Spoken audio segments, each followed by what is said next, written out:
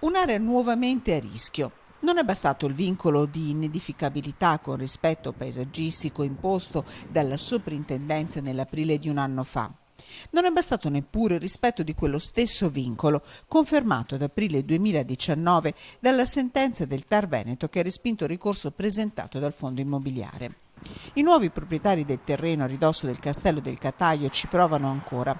Preoccupati i comitati che hanno sostenuto la grandissima mobilitazione del territorio, preoccupate le aziende agricole. Io dico sempre la soprintendenza è come se fosse intervenuto lo Stato. E cosa ha fatto la soprintendenza? E questo è quello che ha detto il TAR. In un certo senso ha fatto quello che non sono riusciti a fare gli amministratori, ha cercato di difendere un territorio. Il vincolo è stato imposto dallo Stato italiano attraverso la soprintendenza a tutela di un territorio del maniero cinquecentesco recentemente tornato all'antico splendore.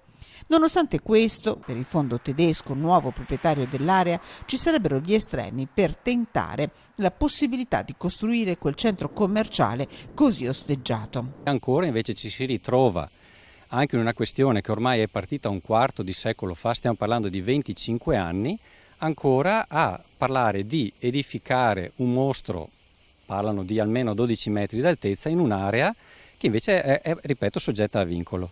Un'area che sta vivendo una stagione positiva e che sente nuove potenzialità di riflesso dalla fresca nomina a patrimonio UNESCO delle colline del Prosecco. Noi facciamo attività agricola, noi siamo dei vitivinicoltori in un'area di produzione, siamo sotto la Doc Oliugani, qui c'è una DOCG che è la Fior d'Arancio, c'è anche un'altra DOCG che è la DOCG Friularo, c'è tutta una serie di interventi, anche proprio una sinergia che è chiamata OGD, quindi una organizzazione della gestione della destinazione che vede come petrolio per il nostro territorio il turismo. Cioè, il turismo ci chiede di fare esperienze, ci chiede di venire in zona non solo per assaggiare i nostri prodotti, il vino e tutto quel che si produce in zona, ma anche proprio di visitare le nostre bellezze.